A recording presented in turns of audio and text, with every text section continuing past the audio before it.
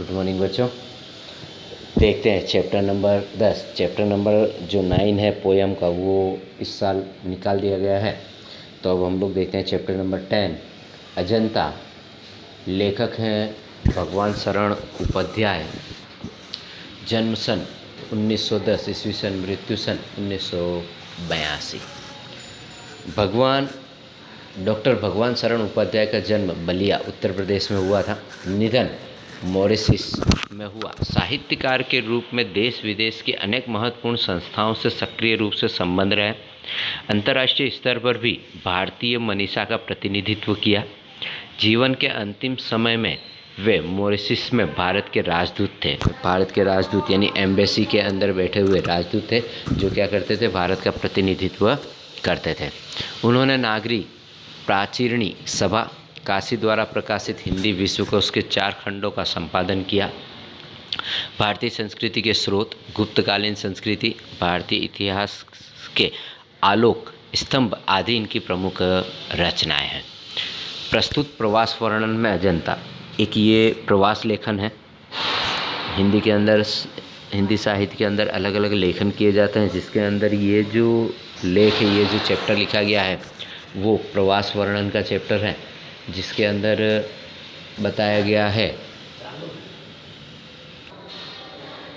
प्रस्तुत प्रवास वर्णन में अजंता की गुफाओं का परिचय मिलता है। अजंता इलोरा, आप लोगों ने इसके बारे में सुना होगा कि अजंता इलोरा बहुत ही प्राचीन गुफाएं हैं और एक चट्टान में से बनी हुई गुफाएं हैं, जिनका हमारे भारतीय संस्कृति के अंदर बहुत ही महत्व है। चट्टानों को काटकर बनाई गई गौतम बुद्ध यानी बौद्ध गुफाएं अजंता गांव के समीप उत्तर मध्य महाराष्ट्र में स्थित है, जो अपनी चित्रकारी के लिए पूरे विश्व में सुविख्यात हैं।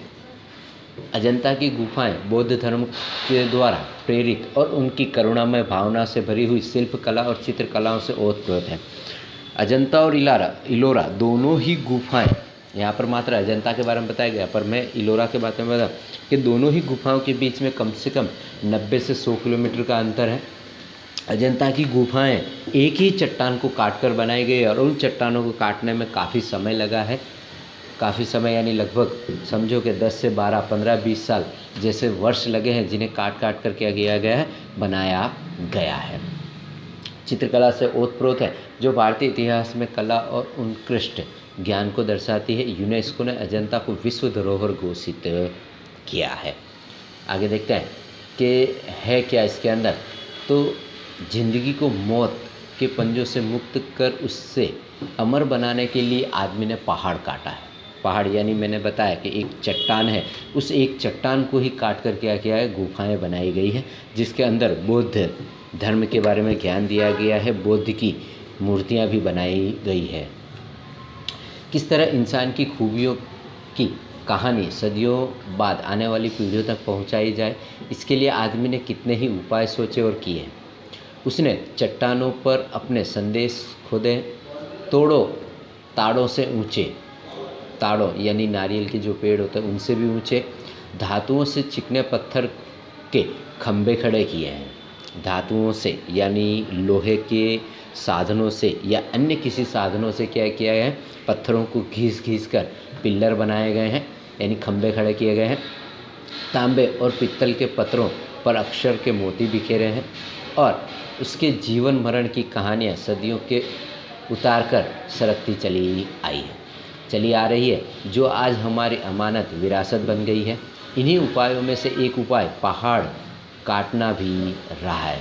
सारे प्राचीन सभ्य देशों में पहाड़ काटकर मंदिर बनाए गए हैं और उनकी दीवारों पर एक से एक अभिराम चित्र लिखे गए, यानी उन पहाड़ों को काटकर उन पत्थरों पर क्या किया है, कोतर काम किया गया है।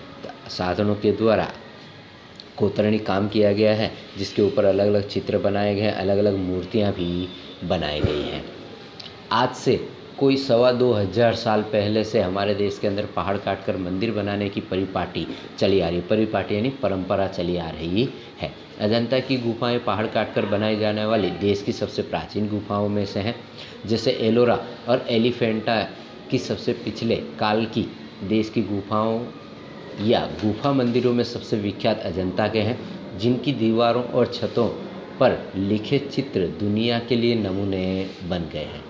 चीन के तुन हुआंग और लंका के सिमिरिया की पहाड़ी दीवारों पर उसी के नमूने के चित्र नकल कर लिए गए थे।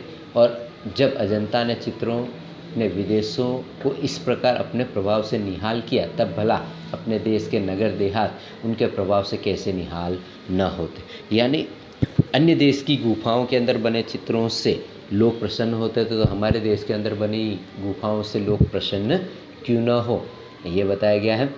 इसके बाद है कि बाघ और सित्तन वसल की गुफाओं उसी अजंता की परंपरा में है, जिनकी दीवारों पर जैसे प्रेम और दया की एक दुनिया ही सिरज गई यानी बन गई है। और जैसे संग साजों ने उन गुफाओं पर रौनक बरसाई है। संग साजों यानी अलग अलग प्रकार के लोगों ने उसमें क्या किए, अपनी कृपा बरसाई है, उन गुफाओं का वर्णन किया है।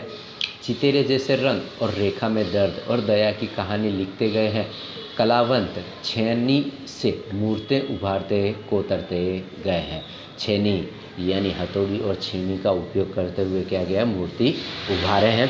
पत्थरों से हाथी बनाए गए हैं, बड़े बड़े हाथी भी बनाए गए हैं, पिल्लर बनाए गए हैं, खंबे बनाए गए हैं, गुफाएं बनाई गई हैं। उन्हें कोतर के उसमें बुद्ध भगवान की क्या किया, मूर्तियां भी स्थापित की गई है। वैसे ही अजंता पर कुदरत का नूर बरस पड़ा है। प्रकृति भी वहाँ थिरक उठी है। प्रकृति ने भी वहाँ अपना जितना भी मनमोहक वहाँ दिखने में है, उतना सब कुछ वहाँ पर उन्होंने किया है। मुंबई के सूबे में बम्बई और हैदराबाद के बीच विंध्याचल के पूर्व पश्चिम दौड़ती पर्वतमालाओं से निचोंधे पहाड़ों का एक सिलसिला उत्तर से दक्षिण चला गया है, जिसे सह्याद्री कहते हैं। अजंता की जो गुफा है वो सह्याद्री पर्वतमाला के अंदर है। अजंता की गुफा मंदिर उसी पहाड़ी जंजीर के सनाथ करते हैं। अजंता गांव से थोड़ी ही दूर पहाड़ों के पैरों में सांप सी लौटती बहादुर नदी कमान सी मुड़ गई है। कमान यानी धनुष जैसी क्या हो गई है, मुड़ गई है।